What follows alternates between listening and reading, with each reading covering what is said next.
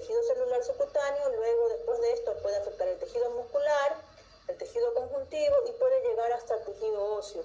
Pero como les refiero, esto se hace por contigüidad y de manera crónica.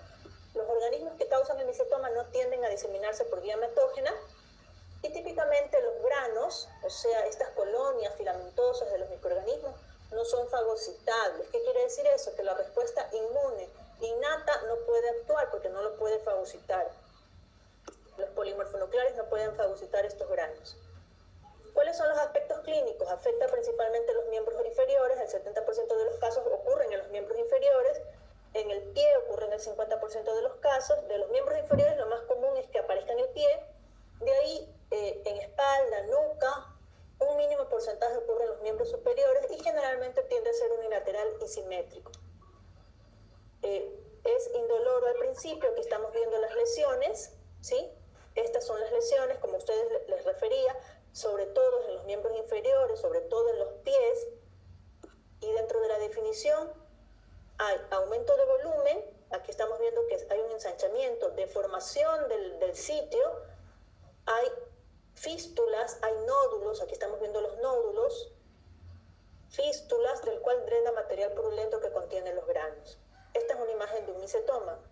Generalmente les refiero que es unilateral, es asimétrico, o sea, un solo lado afectado, es indoloro al inicio, puede haber ligero prurito cuando se van a abrir las fístulas, y cuando ya ha avanzado hasta la parte ósea pueden haber lesiones osteolíticas, o sea, lesiones en las cuales haya destrucción del hueso, y es ahí cuando ya hay dolor, porque se está destruyendo el hueso. Pero en los primeros estadios no es común que haya dolor.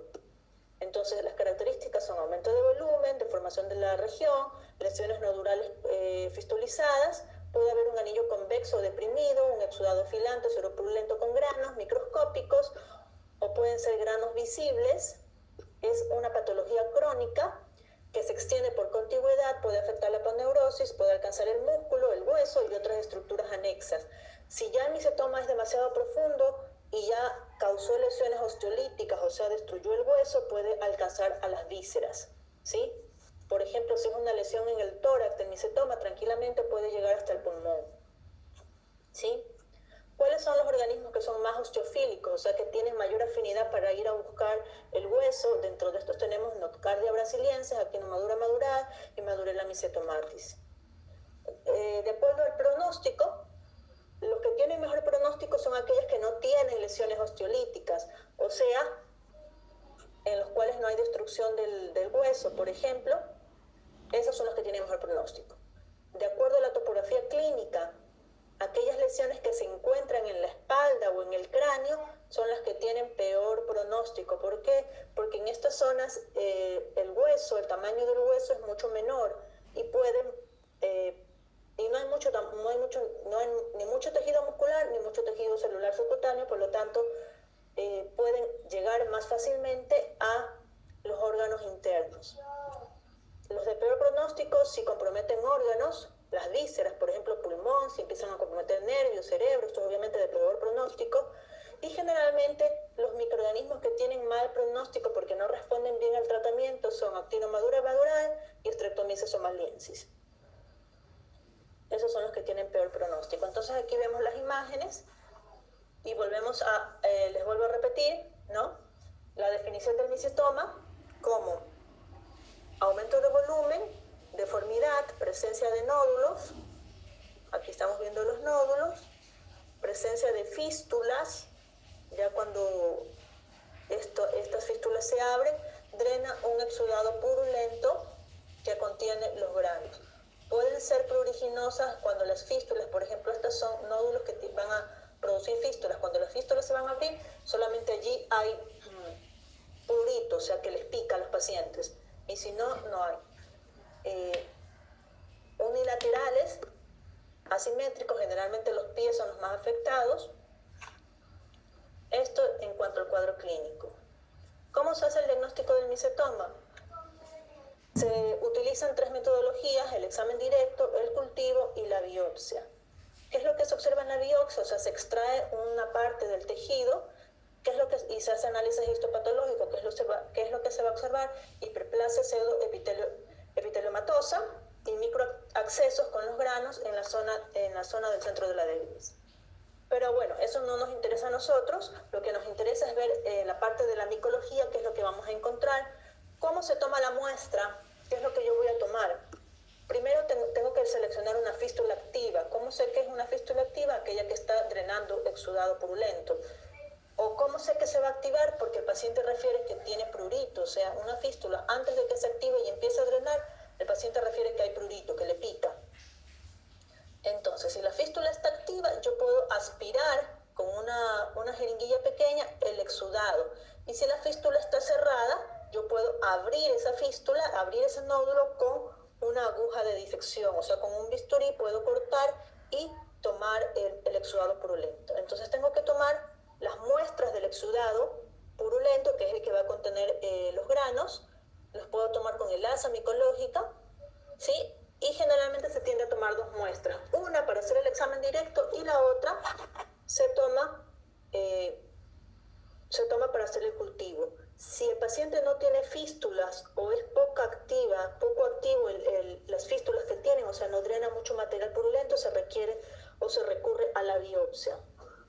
En el examen directo, ¿qué es lo que se hace? Se le añade Lugol, se le añade solución salina, se añade también hidróxido de potasio al 10% o blanco de calcofluor para observarlo, y se hace el examen directo de los granos.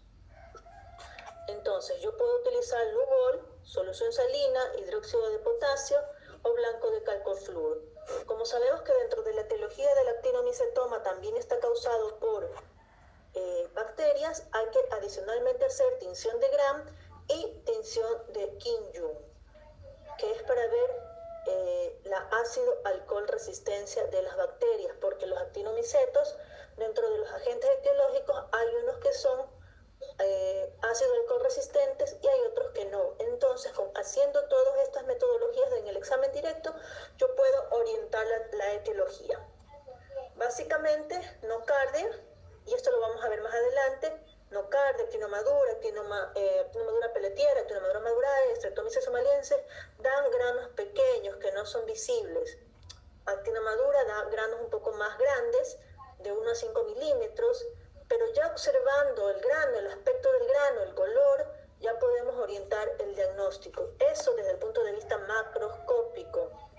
Y microscópico, que también lo vamos a ver más adelante, esto es lo que se observa, que los granos pueden tener distinta morfología, lo cual orienta el diagnóstico.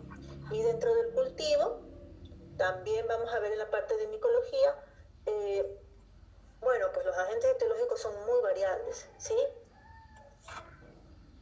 Y es importante hacer el diagnóstico por cultivo, ¿por qué? Porque así vamos a saber el agente etiológico involucrado, y eso tiene que ver con el pronóstico de la lesión del paciente, o sea, si se va a curar o no se va a curar. Y aquí vemos una lesión, una tinción de histopatología de estos granos, en los cuales se observan los polimorfonucleares que predominan en este infiltrado. Hay linfocitos, células gigantes, y esto que está aquí redondo es el grano, lo cual, como les refiero, no solamente en el examen directo, sino en el examen histopatológico, se puede observar y sospechar el agente etiopatológico. Acá hay otras fotos y se ve que la morfología, la histopatología es diferente para cada agente etiológico. En cuanto al tratamiento, el leumicetoma se trata con drogas antifúngicas, ketoconazol, itraconazol, voriconazol, pero sobre todo anfotericina B es el de elección, mientras que el actinomicetoma se trata con antibacterianos, como son trimetoprim sulfametoxazol, dapsona, streptomicina. La terapia es prolongada, podemos hablar hasta de años, 1 o 2 años. Siempre es importante hacer radiografías para ver si hay lesiones óseas, porque ya sabemos que si hay lesiones óseas son de peor problema.